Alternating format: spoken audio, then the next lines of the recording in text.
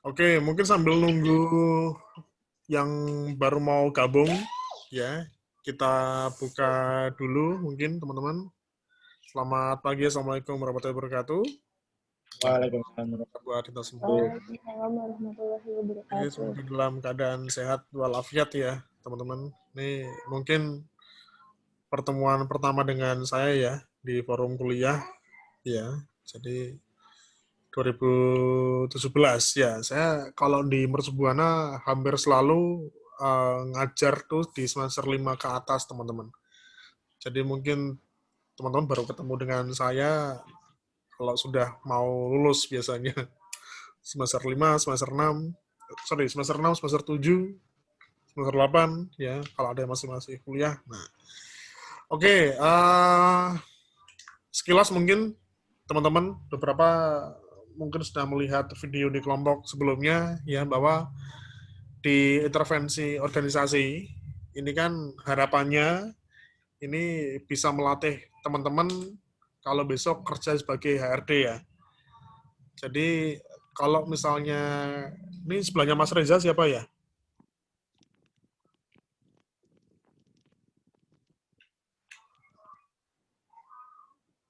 Halo.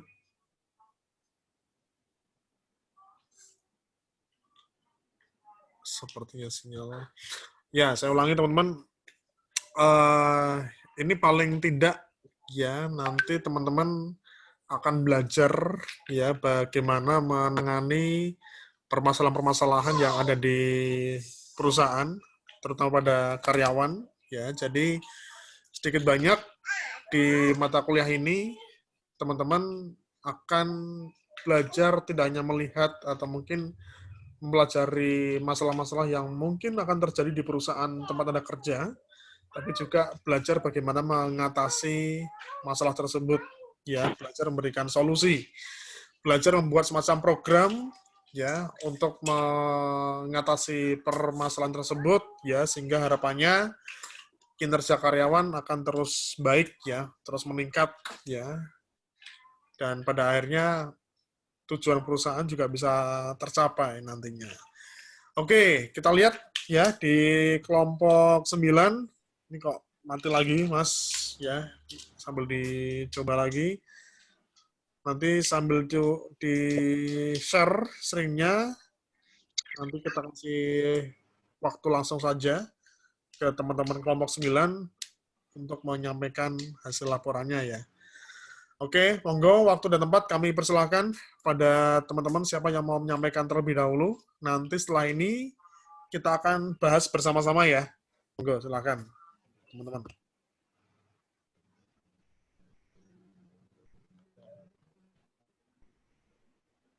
Oke, baik. Assalamualaikum warahmatullahi wabarakatuh. Waalaikumsalam. Selamat pagi, Pak Fahmi. Warahmatullahi wabarakatuh. Semuanya. Kami dari kelompok 9 yang beranggotakan Aditya Ilman Sanjaya, lalu Galuh Praditya, yang ketiga ada Muhammad Nur Fadilah, lalu saya Muhammad Reza Hamzah Pansuri, ada Boy Tamal, Edo Franciscus, Putih Windu, Prastiwi, dan yang terakhir ada Denis Erlangga. Di profil usaha, nama perusahaannya yaitu Pabrik Roti Ako. Bidang usaha yang ditekuninya yaitu olahan roti. Pemilik usaha bernama Koko Mursidi Cahyo. Dan alamatnya di Dusun Sermo RT 4 RW 35 Sumber Arum, Moyudan, Sleman, Yogyakarta.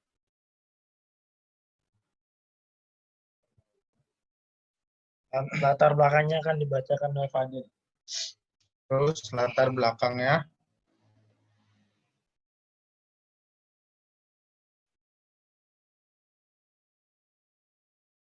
pabrik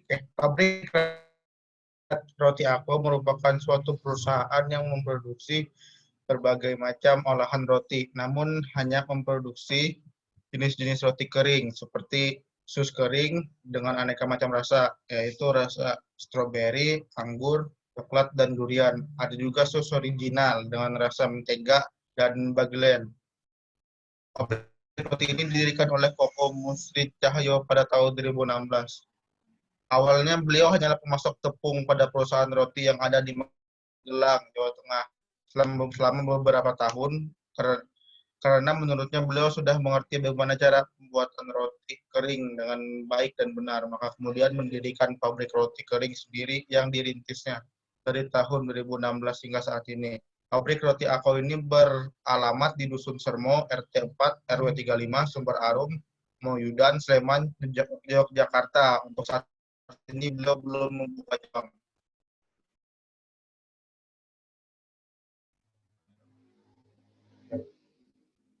Silakan teman-teman yang lain.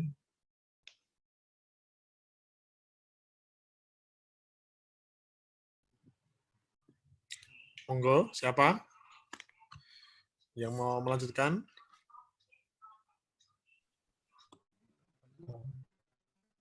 Mungkin ya, mungkin dilanjutin aja kali ya Pak. Diagnosisnya yaitu dari hasil wawancara Silakan. kami dengan pemilik perusahaan Roti Ako, dapat kami simpulkan bahwa ada beberapa permasalahan yang masih dialami oleh perusahaan tersebut. Yang pertama yaitu sales marketing yang tidak memiliki kemampuan untuk promosi. Lalu yang kedua yaitu pabrik tidak memiliki keinginan untuk memperluas penjualannya. Yang ketiga yaitu pemilik pabrik Roti Ako masih banyak memiliki hutang pada bank tertentu. Lalu yang keempat, pemasukan pabrik jauh dari target yang dibutuhkan. Dan yang terakhir yaitu permasalahan pada pemberian gaji karyawan.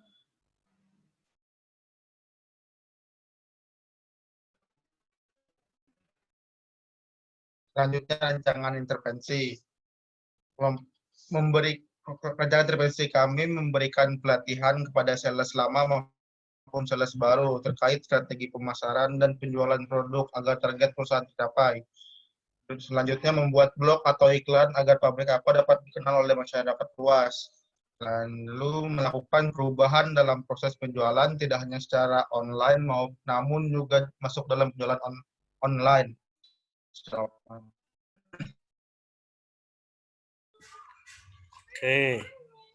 Oke, sambil kita bahas bareng-bareng ya, teman-teman. Ini pabrik roti ini siapa yang cari lokasi? Yang dapat siapa lokasinya?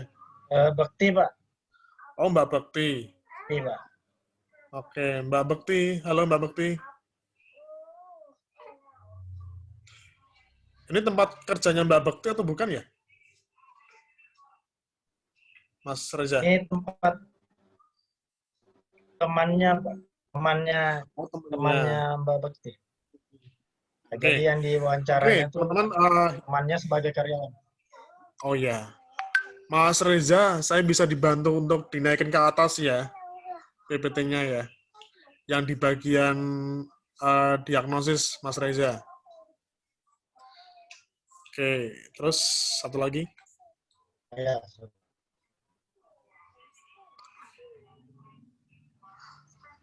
Naik lagi, Mas. Nah, sip, stop. Oke. Ini teman-teman sudah pada ngambil P3 belum? Sudah, Pak. Sudah. Semester ini ya? Iya. Penyusunan proposal. Ya. Nah, ini kan sebenarnya konsepnya di intervensi itu kan hampir sama dengan skripsi ya, teman-teman ya. Khususnya di PIU.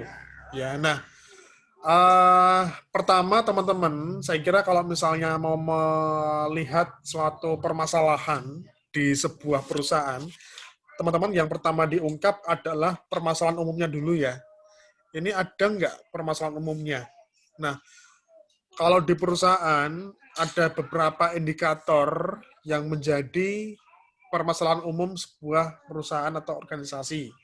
Yang pertama pemasukan atau omset atau profit. Nah, itu gimana omsetnya? Itu gimana profitnya? Itu mungkin perlu disampaikan katakanlah 2-3 bulan terakhir ya.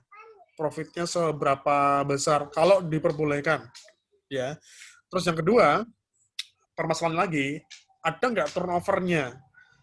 Artinya pergantian karyawannya bisa dikatakan tinggi atau enggak di perusahaan tersebut. Terus yang ketiga, ini soal produktivitas kerja karyawan. Artinya si karyawan itu bisa menghasilkan berapa produk dalam satu hari.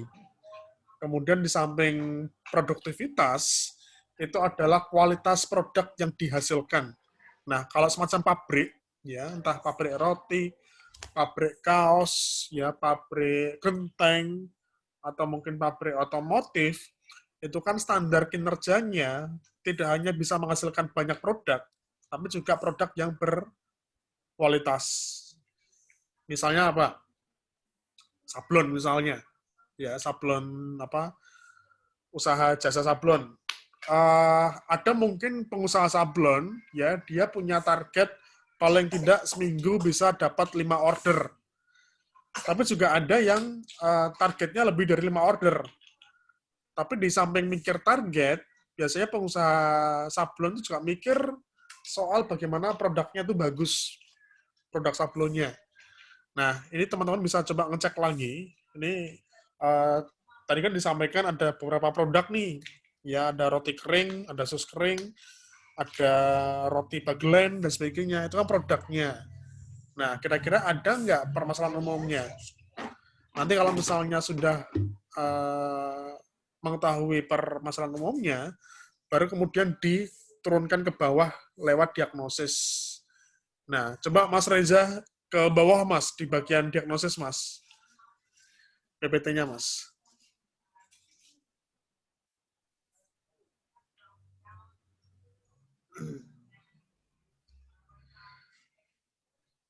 Diturunkan ke bawah, ya. Terus,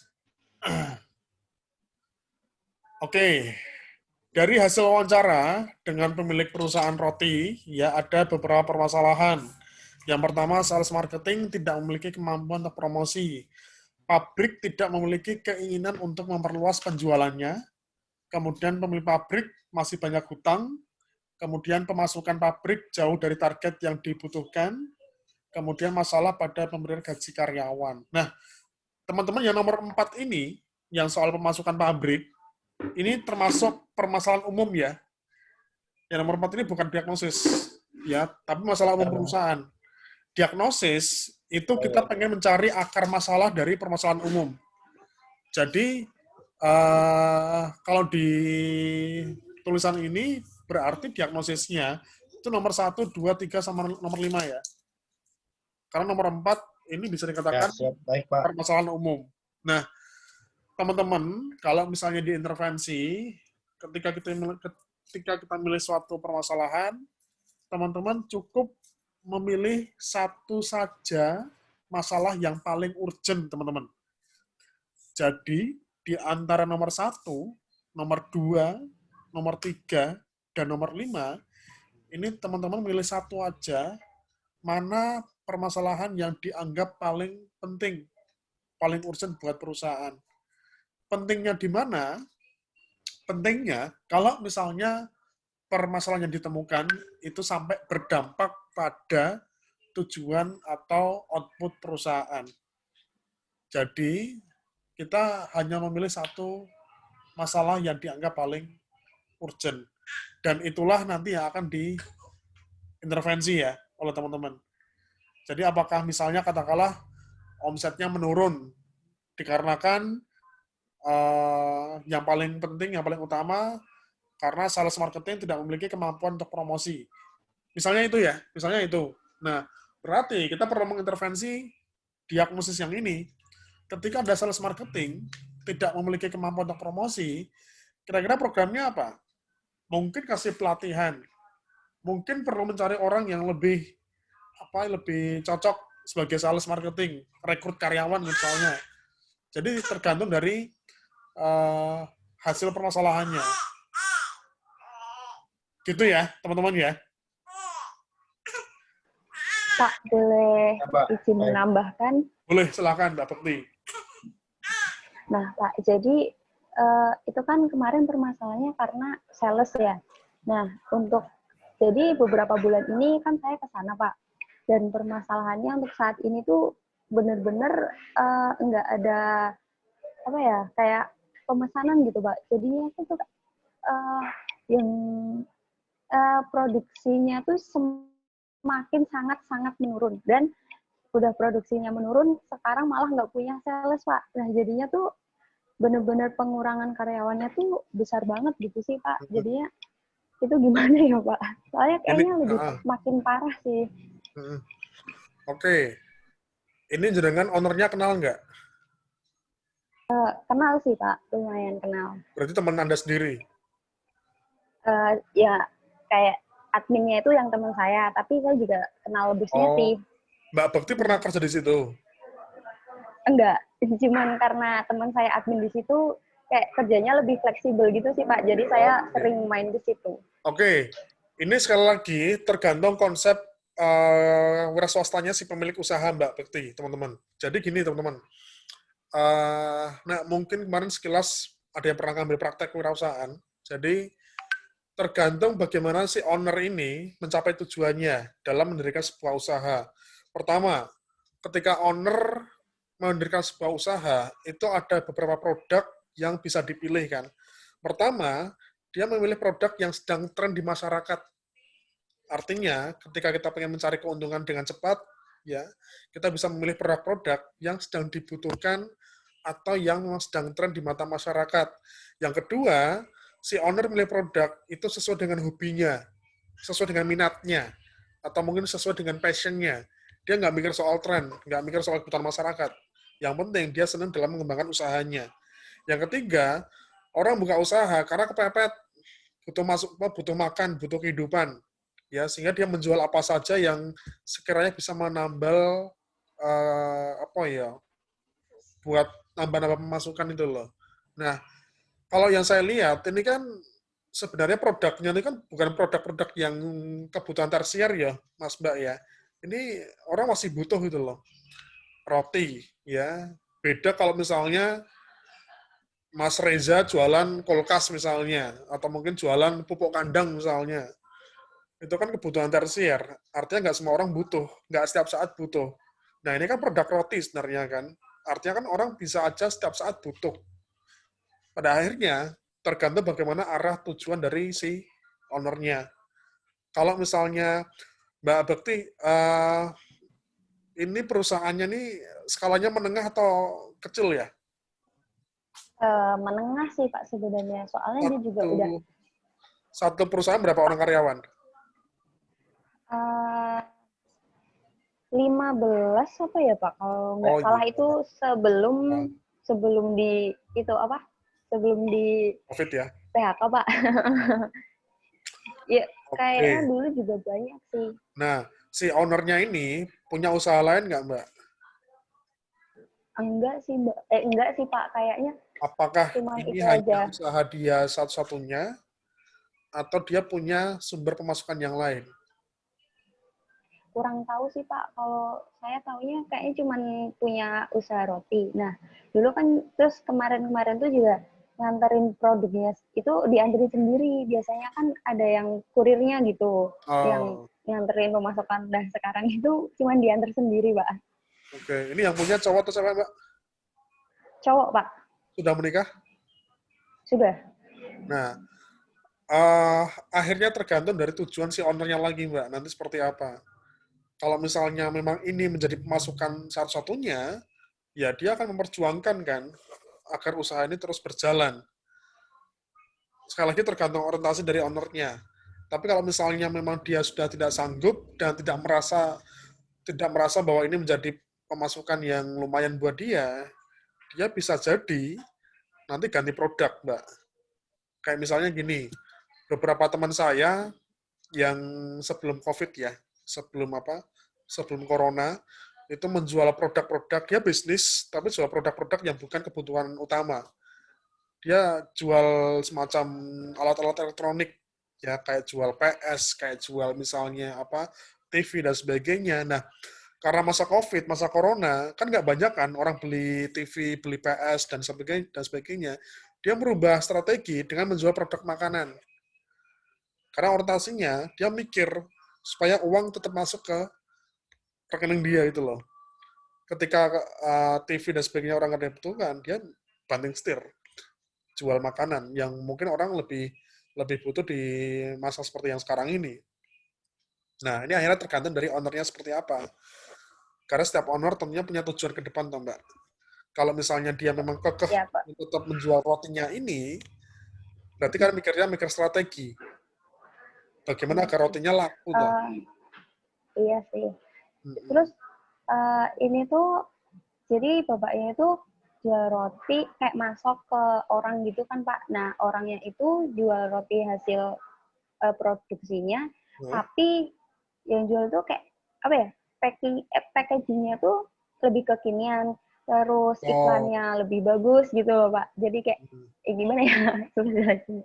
Gitu sih Pak. Maksudnya kayak lebih milenial gitu. mm. Tapi maksudnya kenapa nggak yang bapak yang punya sendiri gitu loh, daripada masuk kan itu udah beda nama, jadi cuman kayak orang pulaan atau gimana sih Pak gitu. Ya, misalnya Jadinya reseller ya. iya kayak gitu Nah, Pak. kembali ke tujuan ownernya lagi sih seperti apa. Kalau memang dia tetap kekeh pengen jual roti ini, pengen dipertahankan, berarti kan mikir kan strategi marketingnya seperti apa kan. Karena COVID, Corona itu kan faktor eksternal, faktor bencana Pak. non alam kan. Dan itu Iya bisa Pak. saja akhirnya berdampak pada kondisi internal perusahaan. Misalnya gini, Mbak Bekti misalnya jual nasi goreng. Nasi gorengnya enak nih, paling enak se-Jogja misalnya. Terus mungkin Terima harganya, kasih Pak. misalnya loh Mbak, Oh misalnya iya. harganya cukup representatif, terus mungkin packagingnya bagus nih misalnya. Artinya secara kualitas produk, kualitas pelayanan, sudah bagus. Tapi tiba-tiba ada COVID atau Corona jebret, ya, yang merusak hampir semua aspek kehidupan manusia. Orang jadi nggak datang ke tempatnya Mbak Bekti untuk beli nasi goreng, tapi secara kualitas, baik produk atau pelayanan, masih enak. Cuma akhirnya kita menyesuaikan dengan kondisi. Karena orang nggak datang ke tempatnya Mbak Bekti akhirnya merubah strategi. Misalnya delivery misalnya. Atau mungkin membuka sosmed misalnya, atau apa. Sehingga orang tetap pengen makan nasi goreng yang Mbak Bekti, tapi dengan cara yang sesuai dengan protokol kesehatan. Nah, misalnya kayak gitu. Baik Jadi Pak. kalau misalnya, ya ini kan kayaknya jangan pernah ngobrol dengan saya ya di WBA ya, bahas masalah ini juga kan. Ya, bagus. Makanya Iya tergantung Pak, dari pernah. orang lagi. Ya, kayak misalnya Mas Reza pengen jualan, ya orientasinya apa? Tujuan untuk bisnis ngapain? Nambah pemasukan, nambah penghasilan, atau mau mengembangkan hobi? Karena tergantung dari apa ya? Tergantung kita sih. Nah, kita mau jualan aja kita tergantung tujuan kita lagi kan. Mau fokus untuk profit, nambah pemasukan, atau hanya untuk mengaplikasikan kemampuan, atau hanya untuk sekedar untuk pelampiasan ke hobi atau apa. Nah, itu yang nanti perlu dirembuk lagi sih, teman-teman. Milih satu saja sih, satu akar masalahnya apa. Karena kalau misalnya kita ngomongin soal omset di pabrik, itu kan sebenarnya bisa macam-macam, toh, Mbak, Mas. Bisa mungkin dari Ya Pak. kualitas produk rotinya, bisa mungkin dari kemampuan si karyawannya yang kurang cakap dalam membuat roti, kemudian dari kualitas pelayanannya misalnya, mungkin pengemasannya, ngirim ke orang yang membutuhkan dan sebagainya. Nah, itu kan sebenarnya ada beberapa standarnya yang perlu dicapai sebenarnya dari sebuah pabrik. Cuma karena kondisi COVID kayak gini, ya kembali ke tujuan owner masing-masing. Terus, gitu nggih, teman-teman. Iya Pak, Nanti siap. coba dirembuk kembali, teman-teman.